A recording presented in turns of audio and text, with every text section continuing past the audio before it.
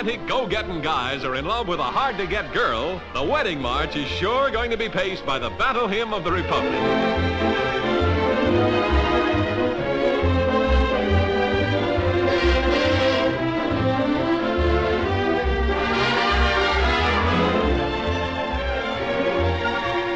I like 'em loose.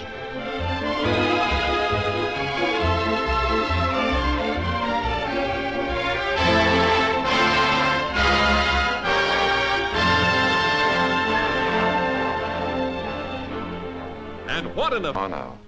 Have a wife? Connie, I've loved you for a long time. Connie, I think Carl is just about one of the nicest fellows I could ever hope to meet. But I think you ought to marry me. You know a man named Steve Mason? What's the matter? Did something happen to him? He's down at the precinct in a lot of trouble. He claims you might be able to clear it up. The romantic relationships of the parties involved have nothing to do with this case. You've got nothing but the weakest kind of circumstantial evidence. What's he got to do with this, anyway? He's my attorney. Well, he's my fiancé. We're to be married New Year's Day. And what were you doing in the park with this guy 8 o'clock Christmas morning?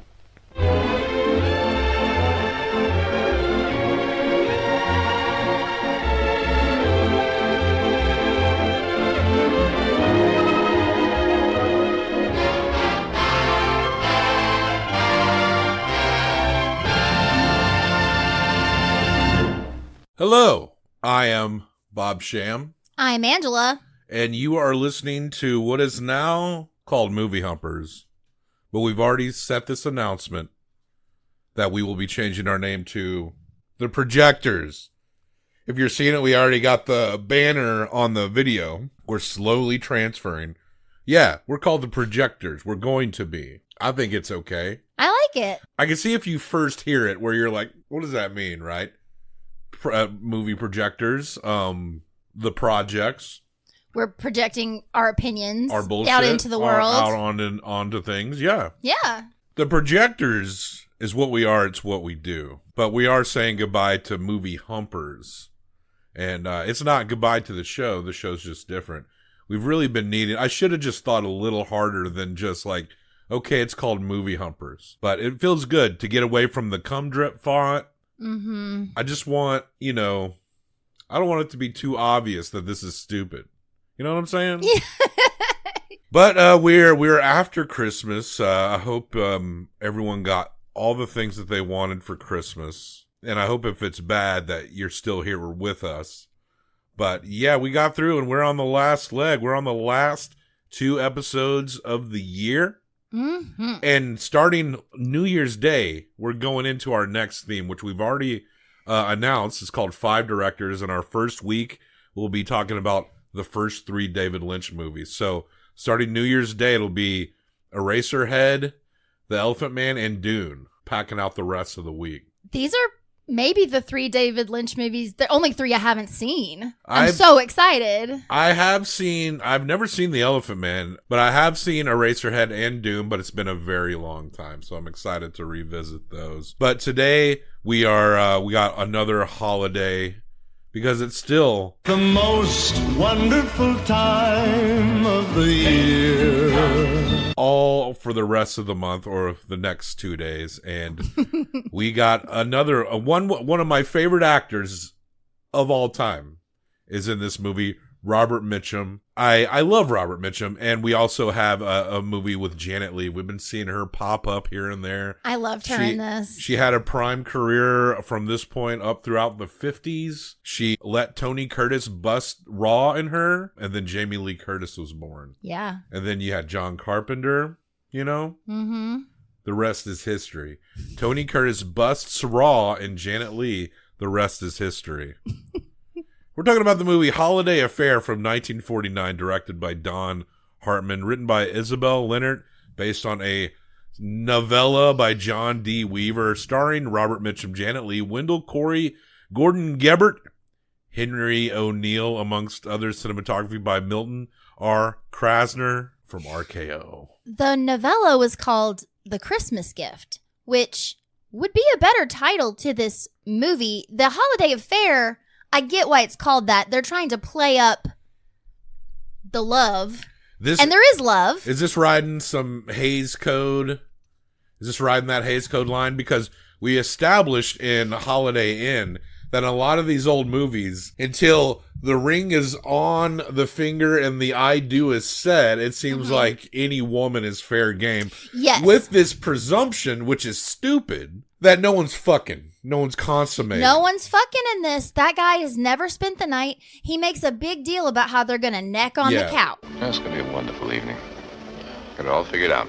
We're going to have dinner, take in Moss Hart's new show. Then we're going to go home and be sure Timmy's asleep. And you and I are going to sit on the sofa naked.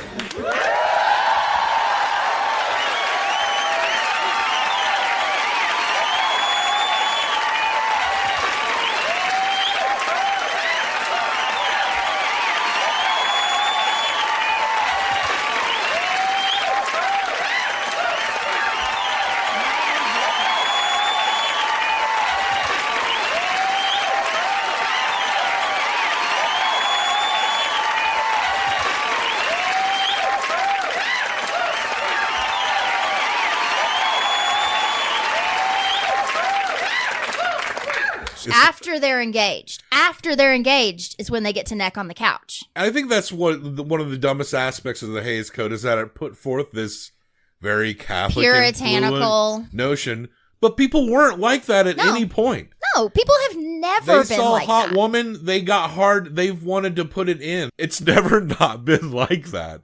So the only difference is that maybe they just didn't talk about it as much as they do now. But that's the only difference. Imposed perceived morality. Everyone's a fucking hypocrite, and the priest telling you not to do it, or looking at your grandkid like he's a piece of fucking Christmas goose. Oh. Sorry, I didn't mean to. I just get so mad. I know. About the Hays Code sometimes. Let people be fucking. I'm just going to assume, I don't care what Hays Code era movies presume, that everyone is like busting. I don't believe that she had sex with her boyfriend from the beginning because he didn't really care when they broke up. I mean, he did, but he didn't. Do you know what I mean? They were more friends because they had never gotten that far. He never saw her naked. When we get into the we need to break down this movie a little better, but when we get into the conflict of them between Robert Mitchum, Steve Mason character, and Wendell Corey's Carl Davis, that tension is a lot of fun to watch. It is. And play through, especially with the little boy involved. They do their damnedest to make sure that Wendell Corey's character, I mean, you don't ever think he's a bad guy. No, he's a great guy. But they make sure that they preserve his sense of character through the notion of sacrifice, which we'll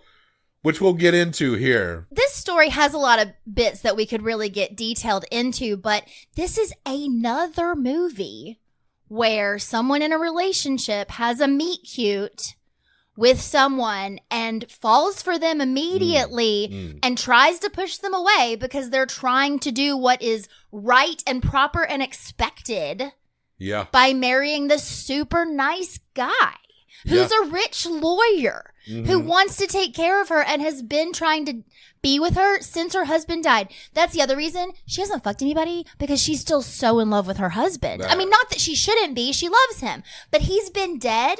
He died in the big one. The kids never met him. The kids 8 never met him. Or 6? They say at one point. I can't remember. Whatever. It's been years. And this lawyer has been dating her for 2 years. Trying to get up in those pantyhose. Yeah. And he's even willing to discipline this kid, Timmy. Their names are Connie Lingus and Jesus, got him. Mrs. Ennis and Mr. Ennis. Yeah, and she calls her son Mr. Ennis. It's very cute. And there's a criticism that by I think both of the suitors that like she's hanging on a little too hard to the past and trying to, and she should let a man in her life instead of trying to put her son in the position of the man of the house. It was interesting But Timmy wears those pants so well. Those britches. At the end, he's the wisest one of them all. But it was interesting to see that aspect of a single mother and son told in this way.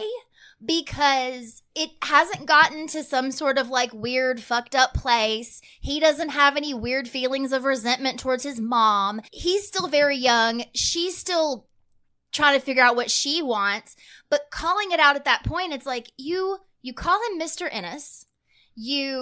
Everything is Her you son, and she him. calls her son Mr. Yes, Ennis. her son.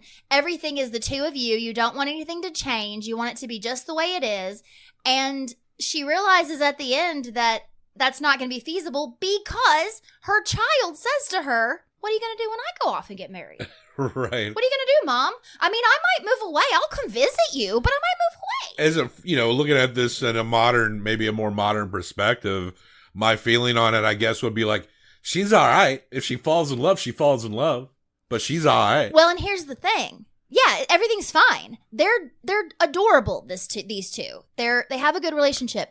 She doesn't really love Carl, or this wouldn't have happened. But everything's not all right because she's got to taking money from other stores to go buy items from other stores to do comparison She's shopping. a secret comparison shopper. And then yeah. she's got to bring them the items back and be like, I need a receipt for this. And apparently other stores will ban you if they catch you doing this. Well, yeah, because the whole thing is you're going to the other store to see what things cost and what their quality is so that you can one-up them. Imagine all the actors in the history of film. Which one is best suited to run the toy department of a store?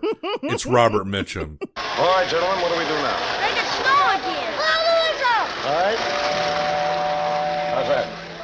Could you wait on me, please? Hey, in a moment, madam. I'm sorry, but I'm in a hurry. I'm afraid this gentleman was here before you. I know, but I want to buy one. Well, I have no reason to believe this gentleman's not a potential customer. Blow the whistle. Sorry, Senator. The lady seems to have friends in high places. He actually is really good with the kids. He is really good with the kids. I'm a bit of a homer for Robert Mitchum. I don't love feel it. like he can do that much wrong. Is Robert Mitchum A dog. a dog? Hell yeah, Robert Mitchum's a dog. Hell yeah, Robert Mitchum's Congratulations, a dog. Robert Mitchum, for making the dog list. You're going on list right now, Mr. Mitchum. We'll need to figure out which ladies are our dogs. I was just soon, thinking that. We There's need gotta be some lady ladies. dogs. We let it naturally come, you know what I'm saying? Yes. We let it naturally bust. So stupid. So stupid. Yes. So Robert Mitchum, the swag king, is great with the kids, and he wants to more formally sell this train, but she just wants to take the train sight unseen. And he's not explaining that he's reading this perfectly, but he is. And He knows what she's doing because she's not good at her job. She walks up and says, "I want this train with all of the parts, and I have exact change. Give it to me now." Now, her and Timmy, T-Dog, Timmy Ennis would be a pretty great dog, you know. But Timmy, he gets clothes every Christmas. Because they don't have any money. This kid actor's very funny. Oh, what you do all day, Mr. Ennis? Oh, I played with Joy in the park. Oh, that's good, darling. What'd you play? Oh, we threw rocks at girls. Timmy.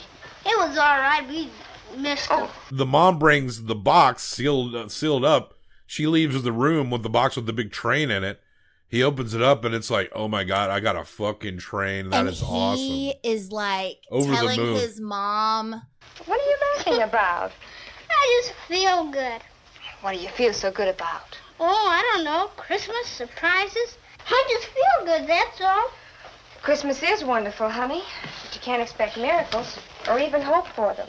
The enthusiasm. I'm so happy. I love you so much. This kid is one of the best kids actors that really just embodies that kid vibe. And he's like a little stinker without being too much, you know? Yes. But his mom explains that, no, this has to go back to the store, what's in this particular box. She doesn't know he peeked at it yet. She doesn't know he peeks at it for a long time because when he realizes it goes back to the store, he just like Mopes back held it in and never told her he wanted it. So she's going back to the place to do a return. Robert Mitchum sees right through it. Robert Mitchum is Steve Mason, and says that he can't really take the return except under certain conditions or something. Well, he tells her he knows her gig. Yeah. He's like, "Girl, I know what you're doing, and if I give you your money back, I will I'm not supposed to. I'm supposed to report you. They have a department that you report these people to. She starts saying like, but I'm a single mom and this is my job and I have a son and, all of this. So no questions asked. He takes the train back from that gives point her the on. money, but the guy who runs the department has already eyeballed this lady. They already know what she's up to. So Robert Mitchum gets fired. Mm-hmm. And Robert catches up with her while she's trying to do another thing in another department. But he's helping her out this time to get what she wants, to get the item to compare shop or whatever. And he actually tries to coach her because now he's fired from the store. He tries to coach her like people don't know exactly what they want. You can't just walk up and demand something that you saw in the paper. You need to pretend like That's you're how looking. I shop. That's how I shop. There's something I want to get it, and then I want to fucking leave as fast as possible. But you might want to at least see it before you hand the money over. No. So they have a nice meet cute. Like in Serendipity, they have a big meet cute. He takes her to the zoo for lunch. They go in front of the seals. They eat at the seals at this part of Central Park. I guess they had seals in there back then hanging out. If you had told me that anyone could keep me for 2 hours, a couple of hot dogs. Come on, I'll help you make up your time. I'll be your bachelor friend, and you be a famous interior decorator helping me decorate my apartment. All right. You always make people talk this much? No. And I don't always like listening this much. And it's really nice, and you can tell that she's like, I like this guy a lot. But the thing about old Steve Mason is, he doesn't have that much going on for him. He's a vet, like a lot of men his age at this point, and he's got some plans to maybe go back and work somewhere else. He wants to make boats. Yeah, he wants to make boats. He's just kind of floating around the city surviving, trying to figure out his next move. He's not like our boy Carl Davis, who's a lawyer and is more of a secure future. But Steve Mason is the guy that elicits passion in our lady lead. And questions her. They get split up with a bunch of packages when they're Christmas shopping. And it's packages for her job. She's doing all her job shopping. And he recalls where she lives through some communication and shows up at the place while Carl is there with Timmy and her. Maybe I should have come down the chimney. Where'd you go, to a matinee? I looked all over for you. It's the last time I ever pick up a girl at Christmas. Oh, I can't really help you with the package. Oh, hello. How do you do? This is Steve, Mason. Carl Davis. How do you do? They're being polite, and until the ring hits it ain't really too taboo, I guess. He's like just a friend. But Timmy immediately is wrapped up in Steve's charisma. What are you gonna get for Christmas? Clothes. That's what I always get. Clothes. And Carl tries to be a little possessive, talking about like, I bet you won't be able to wear what I'm getting you. A camera. How did you know? 'Cause you asked me if I wanted one a long time ago. oh, you know what I'm going to get you for Christmas? And Timmy lashes out violently. Yes, because he knows he's going to give him a camera because he already knows. And he's like, why? And he said, because you asked me a long time ago if I wanted one. Timmy, I don't think that sounds very nice. Oh, he didn't mean it the way it sounded. Tim, if everything works out the way I hope it will, you'll be getting a lot of things next Christmas you won't be able to guess. So the thing is Carl has already asked Connie to marry him. And she said, I need more time. And he said, how much more time? And she goes, listen, if it's a yes, I will ask you. She was starting to ask him when the door rang and it was Robert Mitchum shows up with, and he didn't just remember her address. He serendipitied that shit. He went to like the department store that he knew she worked at. They wouldn't give him the information. He went and like conned some woman into telling him behind a desk. Every rom-com is going to be compared to Serendipity. Because that's one of the few modern rom-coms I've ever sat down to watch. And there's 1,000 of them. But we're just going to compare everything to that one John Cusack movie that most people don't even think or talk about. But we did. It hit the sevens for us, I believe. I found out that our best friends watch it every year. Oh, really? Mm-hmm. They used to go to that place. It's a real place, Serendipity. Oh, really? Mm-hmm. Oh, wow. So that was like and they watch it like almost every year. Oh, didn't know. That's the only other two people I've ever known to watch that movie. But it did make its box office budget. So, but yeah, Timmy's like throwing down. You don't have to get me anything. Timmy, you go to your room. No. Tim, do what your mother says. I don't want him. You can't make me. Timmy! Now, wait a minute, son. I'm not your son. You can keep your old camera. You better go to bed. And you can keep your hands off of my mother, too.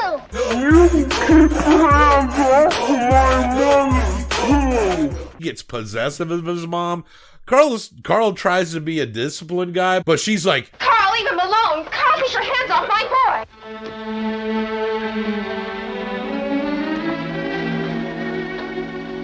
she gets pissed the fuck off. And she sends Timmy to bed without supper.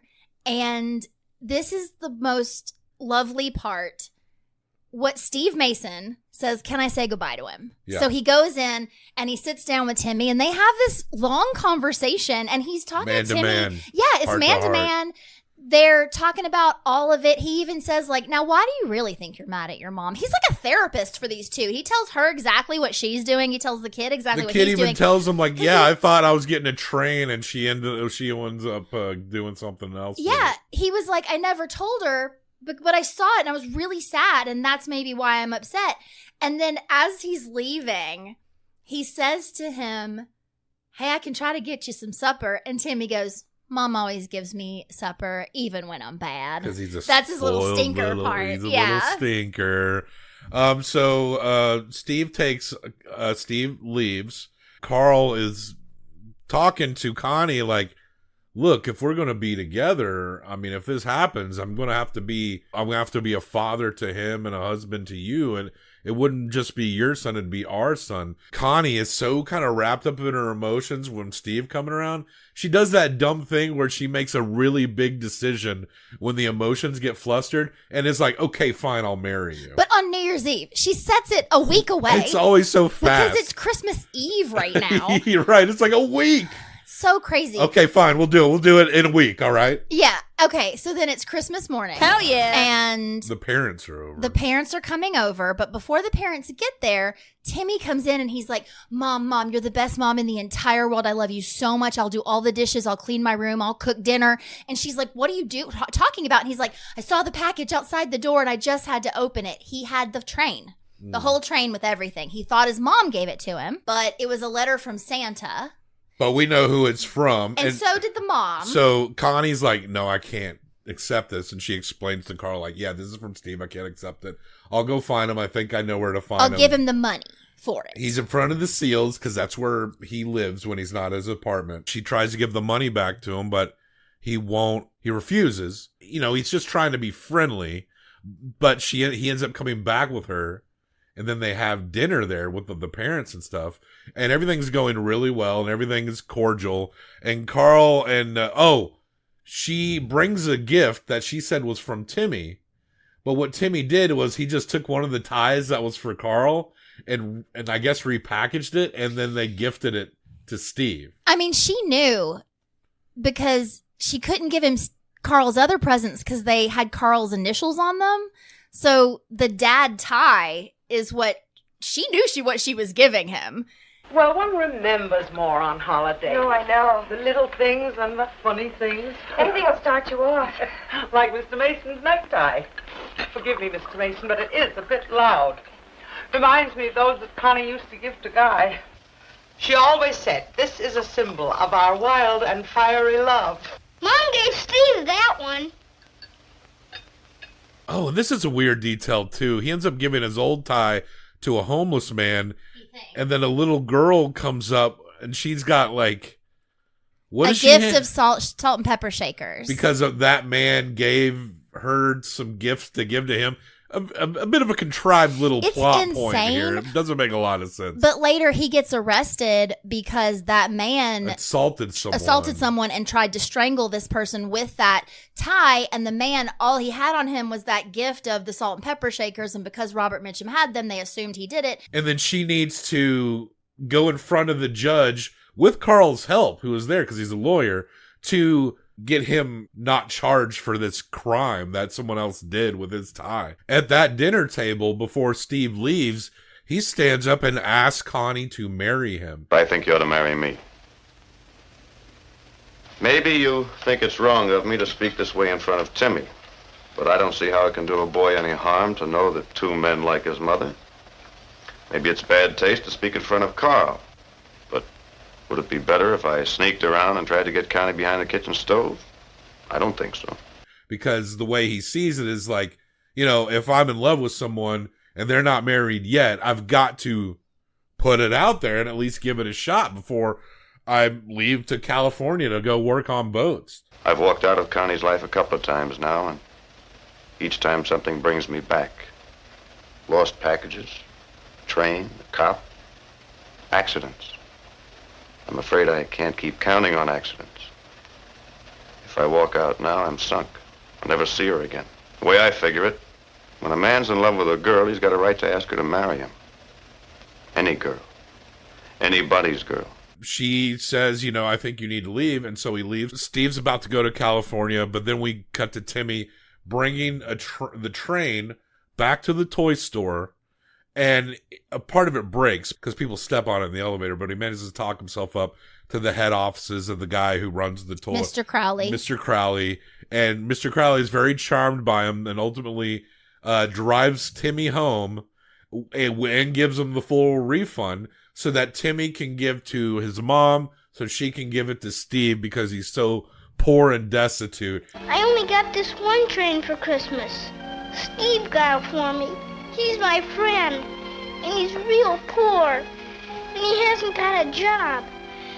And he shouldn't have spent his money, and I want to give it back to him.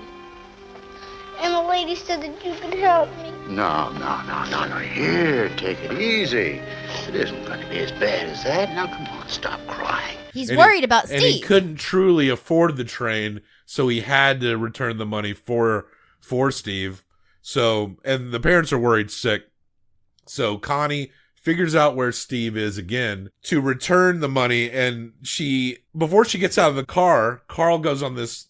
Carl recognizes she's in love with him, even though she would probably marry him and not be completely happy. Yeah. Carl does the ultimate nice guy thing and says, must be faced by the parties of both parts, however reluctant they are made by their goodwill for each other, wishful thinking, and long-standing affection. I submit that this case is ready for summation. This case? It's a divorce case, darling. So she goes up. You think they're going to come together right then, and maybe it would have been a little smoother than delaying it a little longer, but they kind of have a little argument. And so she walks off and gets back in the car, and Carl's like, oh, is everything cool? And she's like, well, I guess we're both single, now. So they move it along, but he sends a telegram saying that where he's going to be for New Year's. He's going to be on the train at midnight for New Year's. And we see Janet Leigh getting gussied up, and Timmy's like, what you doing? And then it cuts to a shot from the outside of the train where her and Timmy are on the train and they're looking for him. You see him with a bunch of people, and then they finally come together and embrace, and of course it's happily ever after. And Timmy's there too. And they're still poor because he has no job. And I assume they're going to go back to New York and he's got to find a job again. Or they're going to California with him where he's going to build boats and he can make his money there. Who knows?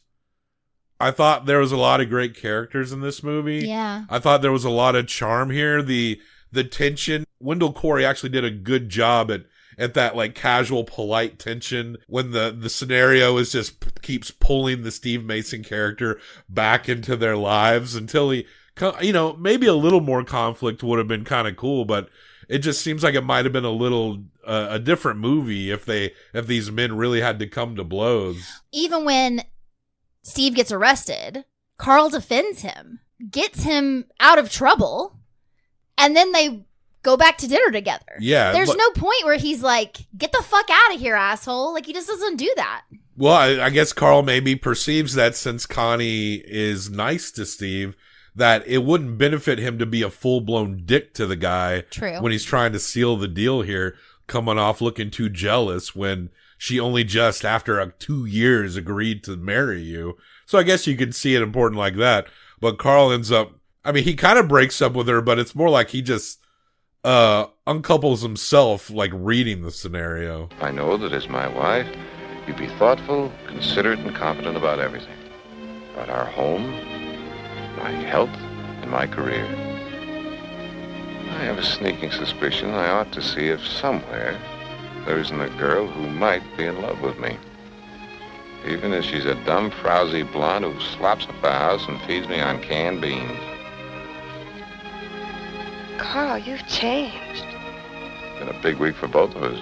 Yeah, and I love the part at the end where everyone has tried to tell her what she needs to do, this whole movie. And at the end, when she's getting ready to go to a party alone, it's Timmy who tells her, you have to get on with your life.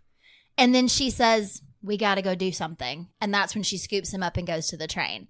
It's really sweet. Who wouldn't pick Robert Mitchum, even if he doesn't have a job?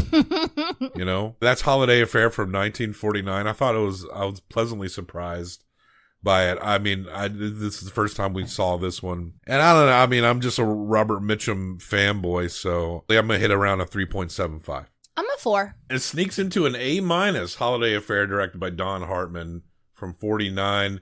It's in between the documentary God's Angry Man by Werner Herzog and the Coen Brothers film Inside Llewyn Davis. It's at least as good as those, if not better. We got one last one for the holiday season before we hit up the new year. And it is a purely New Year's movie coming up tomorrow. It was one we watched when we were younger. Too many times. Older teens, young adult. It was something we probably liked a lot more back then, too. Yeah. But after, like, a lot of movies under our belt, we maybe look at it a little different now. But we're talking about the film Come Back Tomorrow for 200 Cigarette. Yeah, big ensemble full of the coolest people from 1999, man. Including Jay Moore. So here we go. We're going to get out of here. More tomorrow. Check the show notes for links to other places to find us. Like and subscribe. Leave a comment. Tell us what you think of the film Holiday Affair or whatever your thoughts are. Just you could type out your grandma's favorite recipes. Happy holidays. If you marry him, you won't be Mrs. Ennis anymore. Timmy, I don't think that sounds very nice.